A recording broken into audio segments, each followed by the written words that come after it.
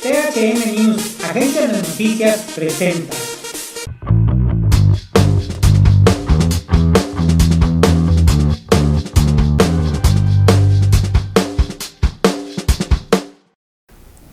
Muy buenos días. Hoy el programa se llama A Fondo y es el número 12. Hoy lunes 15 de noviembre del presente año 2021.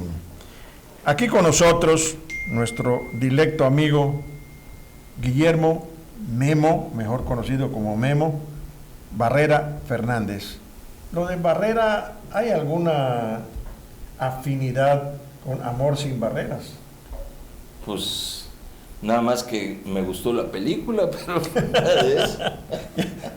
Te la volteé porque ya habías pensado en otra cosa. Solamente. Políticamente hablando, ¿sí?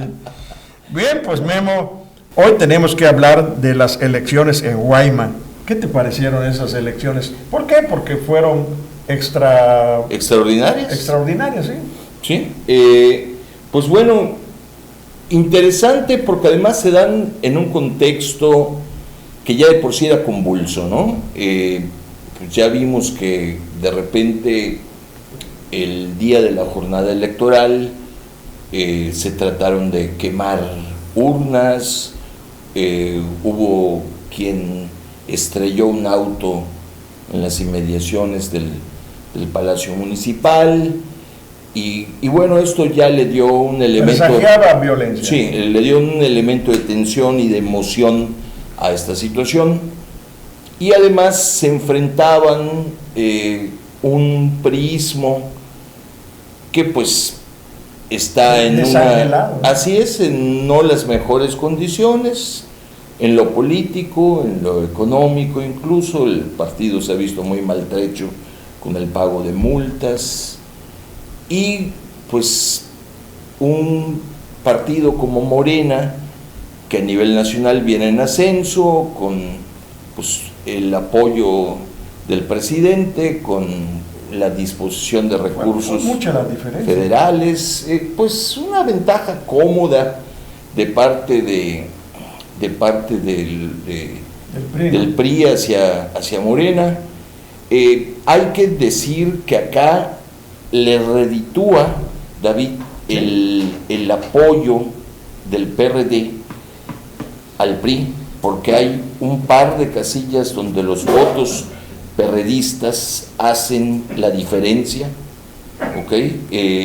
permiten que despegue el priismo, porque de otra manera, haciendo números, nos damos cuenta que en esas dos casillas quedaba empatada la votación y esto tal vez hubiera sido motivo de conflicto al momento del recuento posterior de votos. O sea, le devuelve sangre al cuerpo al PRI, ¿no? Sí, la verdad es aunque que... es un municipio pequeño. Sí.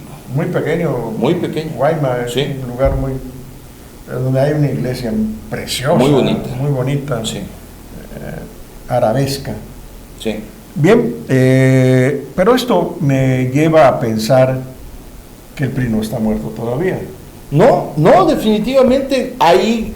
Además, lo que se nota es que los morenos todavía no tienen esa capacidad de operación que, a pesar de los pesares, en el PRI todavía se mantiene, ¿sí? Y bueno, la realidad es que no fueron capaces, a pesar de que repartieron despensas, a pesar de que los vividores de la nación fueron a llevar dinero para compra de credenciales e inhibir la participación. Pero hay un factor que tal vez no sé si ya lo tengas contemplado.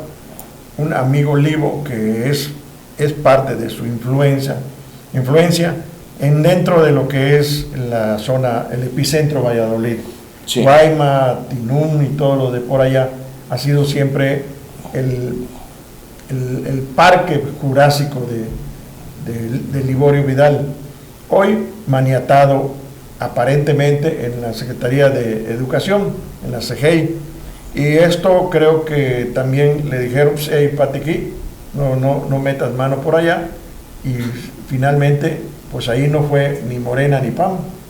Yo creo que el hecho de que la figura de Liborio no intervenga realmente sí tiene un impacto. Peso político. Sí, un impacto considerable, David, porque efectivamente es su zona de influencia, ¿no? Y hay que decir además que el PAN tuvo 201 votos en el municipio, o sea, fue un papel muy desairado, prácticamente testimonial. Pero además Valladolid como epicentro es PAN. Sí. Es la diferencia, antes lo tenía Alfa Tavera y lógicamente era Morena. Así es. Pero Morena apoyada siempre por Liborio. Así es. O sea, Liborio juega con los tres partidos. Se decía PRI, se decía Morena y se decía PAN. Incluso jugó en una ocasión como PRD Sí. y ganó un distrito, el distrito primero. Bien, pues esto nos lleva a reflexionar que ¿cómo veríamos nosotros un análisis somero a la fecha en cuanto a qué va a pasar y quiénes serían los actores principalísimos en la época del 2024, viéndolo en una bola de cristal? El candidato nacional hasta hoy, vía azul, es Vila. Sí, Se le ha mencionado en una, diferentes ocasiones. Es una de las figuras que está... La alianza que se pretende PRD, PAN, PRI, sería la cabeza, sería PAN. Muy probablemente así sea. Porque además es el partido que al tener la bancada más numerosa, seguramente es el que va. O sea, si quieren hacer verdaderamente una alianza. Sí. Y esto también nos lleva a lo local, al Estado. Aquí, lógicamente, si se da esa alianza, le tienen que dar una participación al PRI-PRD. Sí. En este caso, ¿quién sería? Pues bueno, si fuera así, yo creo que por muchísimos motivos, inclusive por justicia, si es que la política fuera justa, tendría que ser Jorge Carlos Ramírez Marín. ¿Y quién sería la mancuerna para la alcaldía? Por el PRI, para la alcaldía, pues de repente pudiera ir el propio Pablo Gamboa, pudiera haber alguna otra figura como la del propio Mauricio Saúl, que se le menciona también eventualmente en otros partidos, si bien de facto... En una alianza, ¿no? Sí. Y en el PAN están preinscritos Renam, Sí. Liborio, no hay que descartarlo, y Cecilia Patrón. Cecilia Patrón. Sí. En caso de que sea Renam el candidato natural, sería Cecilia para la alcaldía. Muy probablemente, desde luego, sí. Ok, y en Morena, ¿qué sería o sea, viendo más a fondo la bola? En Morena, a nivel nacional, hay 3 candidatos. Sí, que ya sabemos todos quiénes son: Claudia Sheinbaum, la candidata del presidente; Marcelo Ebrard, el canciller, que la quiere, ya lo ha dicho; y por supuesto el líder del Senado, Ricardo Monreal, que también ya sabemos que está apuntadísimo. Perfecto. Y que incluso ya dijo que él va a estar en la boleta. A como de lugar. Bueno, así se ve. Pero también en el Estado, retomamos por parte de Morena, ¿quiénes son los que están perfilándose? Bueno, yo creo que por lo que hemos visto también y la operatividad que ha desarrollado, no podemos descartar que esté en la pugna. Así es, la senadora Verónica Camino, ¿sí? Sin duda va a estar por ahí. Y otro que también se ha pintado de moreno es Libo. Que ahorita se habló de que Saúl también está por las alianzas. Que pudiera ser de repente. Si bueno, pues este es lo que se perfila para el 2024, como aquí sabiamente nos comenta Memo. Pero ustedes tienen sus preferencias y nos gustaría saber de ellas. Bueno, este es el primer tema que vamos a abordar hoy a fondo. Seguimos con el tema 2, presupuesto de egresos federal. ¿Qué sucedió allá? Bueno, realmente es de llamar la atención, porque a final de cuentas el presidente David, en el presupuesto de ingresos, logra su objetivo.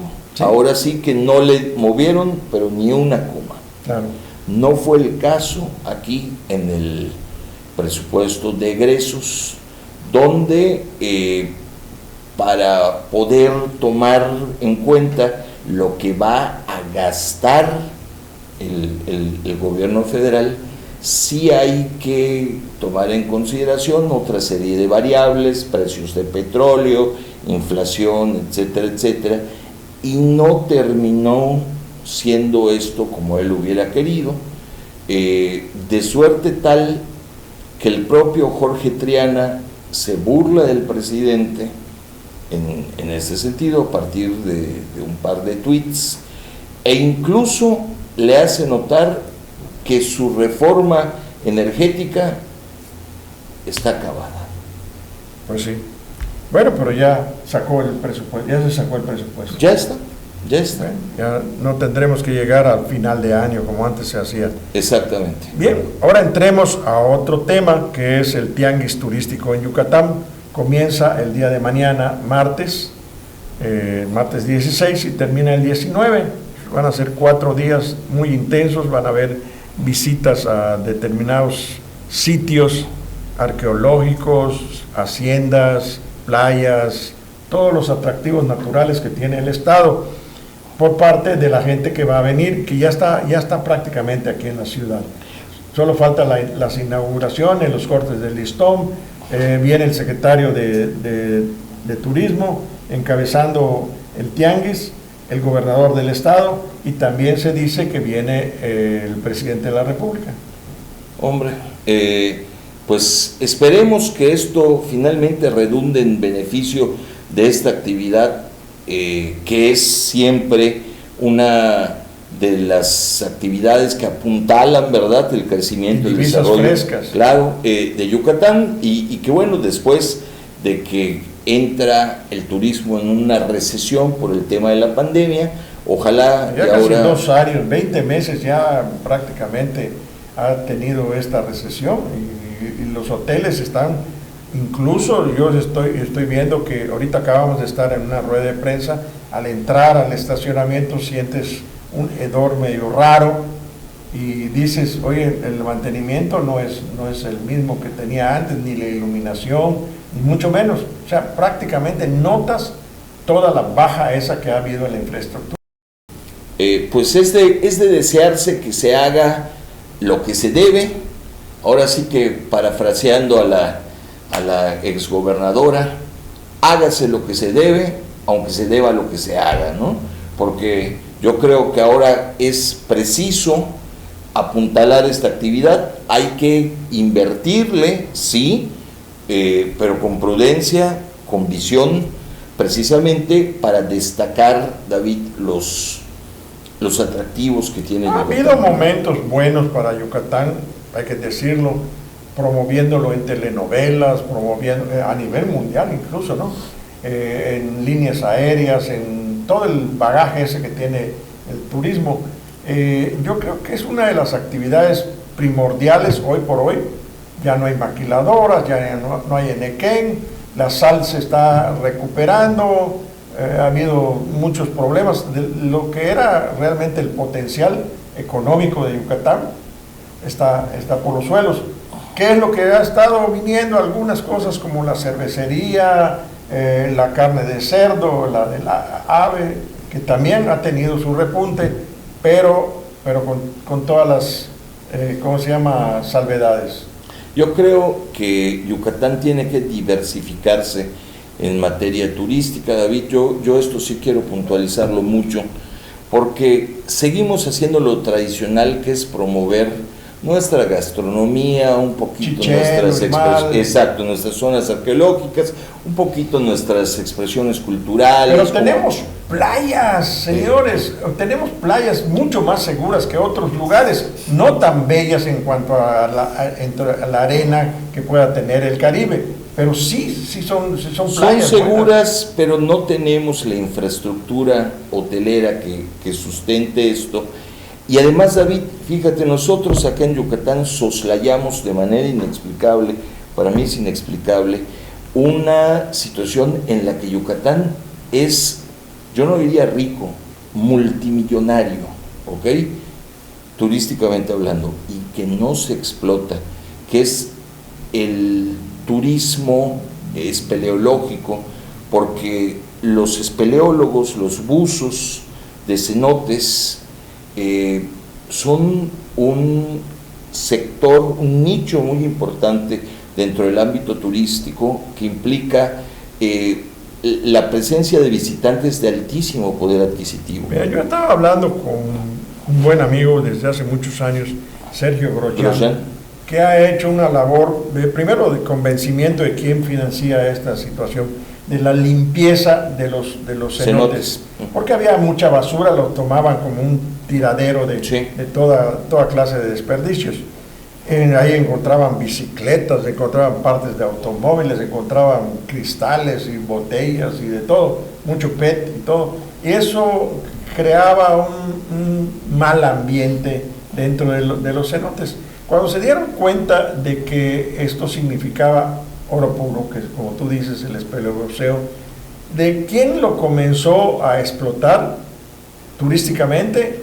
En la Riviera Maya, don Miguel Quintana Pali, el de Xcaret, el sistema lagunar, Explore y Xel-Há, que de ahí partió una serie de compras de tierras donde existían cenotes, y ahí han estado haciendo, por ejemplo, ahorita hicieron un complejo inmenso en Valladolid, por donde hay cenotes preciosos, con un tiro de hasta de 40 metros de altura, y aguas transparentes, cristalinas y todo.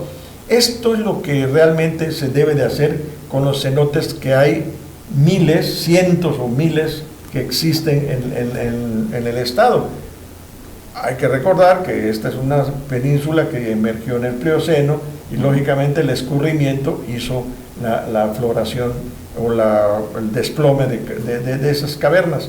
¿Qué es lo que nosotros necesitamos hacer? Limpieza, caminos de acceso, adaptarlo turísticamente, poderlo visitar. Hay un cenote en Chichén, cercano a Chichén, a Pisté, que tiene un promedio de 1,000 a 1,500 personas diarias en visita.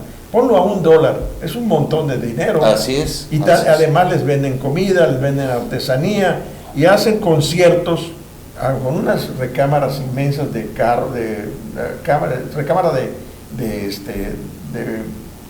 caucho, de tractores y de otros artefactos. Les ponen su madera, y ahí pueden escuchar perfectamente un sonido increíble, y así se pueden hacer muchas cosas. Proyección de 3Ds, ¿cómo se llama estos? Videomapping, que es fabuloso ver la fauna con videomapping, movimientos y todo. Esto le atrae, maravilla al visitante. Sí, por supuesto. Y es algo que se ha perdido de vista, a lo que no se le ha puesto mucha galleta, hablando comúnmente, ¿no? Y tenemos un nicho de oportunidad ahí tremendo, ¿no? O sea, Sergio efectivamente es una persona que ha impulsado mucho esto, y que de algún modo también siento yo que ha sido un poquito la voz que clama en el desierto. Ojalá ya le hagan caso, porque de verdad es un nicho de ingresos, es una oportunidad enorme para Yucatán. Fíjate que ahí es donde él logró convencer a Bepensa, que crearon un patronato de para Bepensa, eso, sí. Y la familia Ponce, o don Fernando Ponce, que es la cabeza visible de eso, le hizo muy buena la sangre, y les ha hecho un apoyo, y ha atraído otros apoyos, porque eso no es gratis, eso cuesta una lana. Bien, pues ya hablamos un poco de la cuestión del tianguis turístico. Ojalá que todo sea con éxito, a pesar de gente que no nos quiere dentro del sector, pero bueno, eso lo dejamos a un lado. Los árabes en Yucatán, tema 4. ¿Qué me puedes decir de ello?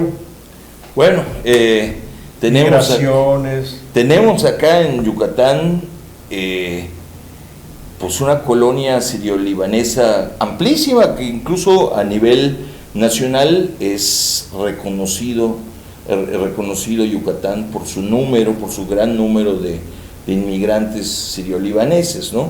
Los mal llamados turcos, porque bueno, Venían de Turquía venían. Con el pasaporte de Sí, Turquía. así es. Y les decían turcos. Turcos. No, son los turcos. Sí. Pero en realidad son Sirio-libaneses. y libaneses. Sí. Bueno, pues y también hay de otras nacionalidades de la Arabia Saudita. Efectivamente. Actualmente el gobernador se fue a Abu Dhabi y también a Qatar y a otros lugares que son portento ahorita de economía y de riqueza, ¿no? Sí, y que además precisamente es muy importante que pueda hacerse ese promover Yucatán en estos países, porque precisamente tenemos estas raíces en común. Es gente que de repente tiene una gastronomía que de alguna manera compagina con lo que para nosotros ya es gastronomía yucateca, porque para nosotros comer ya kiwi se naturalizado, por así ejemplo, es, el kebe, que así ahora es. le decimos kiwi. Kiwi. Aquí le decimos kiwi. Y también la media gallina, cientos de platillos Sí, muy de este ricos. origen, que ya son nuestros. Y también postres o dulces que Así es. hacían los fenicios y todo, pues ya lo tenemos acá. Bien, pues esto es lo que está pasando con los árabes en Yucatán, que le decimos turcos, pero hasta allá. No, y que además son una parte muy importante de nuestra sociedad, David, gente, Comercio. así es, en el comercio, en la industria, ¿no? Gente tan importante como la familia Abraham, ¿sí? Que la verdad son un ejemplo. Bueno, ese es uno de los muchos. De los muchos ejemplos, Pero ¿no? hay otros que también así es. supermillonarios. Sí. Otra cosa que se les distingue aquí a los árabes es que ellos llegaron con cierta cultura de sus pueblos, Sí. que eran campesinos los que venían, Efectivamente. finalmente los traían para acá. La cultura, hay doctores, hay maestros, hay investigadores, hay un montón de gente con una cultura bastante buena, incluso gente que invierte en educación, gente que invierte en el comercio, gente que vende en la hotelería, en muchas cosas. Ahí están los famosos turcos o libaneses, sirio-libaneses. Sí, así es. Hasta allá. Entonces quiere decir que, pues vamos más o menos. Ahora, algo que no es de preocupación, y tú me lo dijiste hace un minuto, la famosa, por eso lo dejamos en quinto lugar, la quinta ola del COVID-19 en Europa. ¿Qué pasa allá? David, están volviendo a darse una gran cantidad de casos en algunos países europeos. Esto está prendiendo focos de alarma. Básicamente es la variante Delta la que está haciendo chuza ahí en estos países, principalmente en Alemania y en Austria, a grado tal que en Austria, por ejemplo, el gobierno ya dijo que aquellas personas que no estén vacunadas no pueden acudir más que a trabajar y más que a la escuela, a los hospitales para el efecto de vacunarse o de atenderse. Ya es obligatorio, ¿no? Sí, pero ellos ya, por ejemplo, tú ya no vas a poder ir a un café o a un restaurante a menos que estés vacunado. Tú no vas a poder ir a un evento deportivo o musical o artístico a menos que estés vacunado.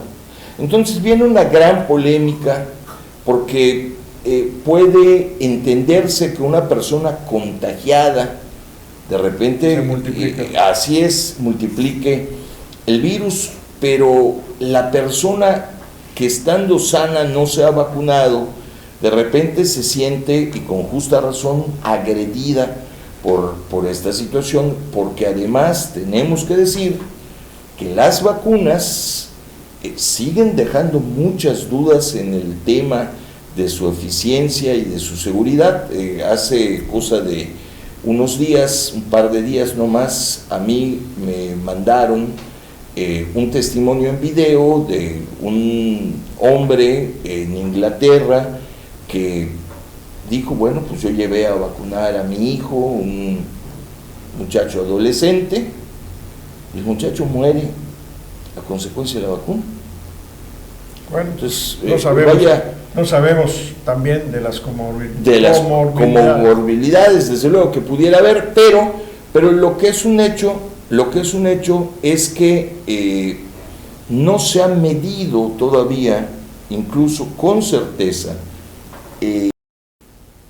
cómo pueden impactar a posteriori las vacunas y esto pues genera cierta duda o mucha duda en algunas personas, además de que es perfectamente legítimo que en ejercicio de su libre albedrío la persona diga, bueno, pues a mí no me da la gana de vacunarme y no me vacuno, ¿no? Bueno, ¿por qué este tema, y aterrizándolo al histocoisolar, como decimos por acá, el Estado? Porque me suena cierta no credibilidad las cifras que actualmente está manejando la Secretaría de Salud. Después de tener una consecutiva de varios meses de 300 o más, no bajaba de 300 diarios los contagios y de 20 mínimo las muertes diarias, y de repente, de golpe y porrazo, 50 contagios, 3 muertos, 5 muertos. ¿Por qué? Pues dicen por allá las malas lenguas que nunca faltan, es que por el tianguis tenían que mostrarle cierta calma chicha al virus, y el virus se fue a esconder, se fue a una cueva, se metió a algún lugar. Bueno, esto lo dejamos también a la imaginaria de la gente. Hay que tener también en cuenta una situación que opera también de conformidad a la lógica oficialista, ¿no? Y cuando digo oficialista me refiero al sector salud, más allá de que sea de nivel local o nacional, ¿no? Ellos dicen que en mérito del número de vacunados, aumentando el número de vacunados, va a disminuir necesariamente el número de contagios y también, consecuentemente, el número de fallecimientos, ¿no? ¿Ok? Valdría la pena saber con certeza el porcentaje. Eso es lo que hay que entender, y lógicamente eso le daría credibilidad al proceso de vacunación incluso, ¿no? Sí, desde luego. Bien, pues ya hemos hablado de esto y solamente nos queda tu sabio conocimiento en el mensaje que cada semana, pero antes de que des tu mensaje tenemos que hacer una breve explicación del por qué no está nuestro compañero Ginder Peraza en el programa Dialoguemos a Fondo. Hoy solamente es a fondo y el Dialoguemos está en stand-by porque Ginder se fue graciosamente, pachonamente al campo. Él es natural del municipio de Tzilán González y fue a visitar a sus familiares, pero fue a ver también sus intereses propios, sus heredades, sus tierras. Él es pobre, pero el tatich de por ahí tiene su pegue por allá. Y entonces nos pidió una semana de vacaciones.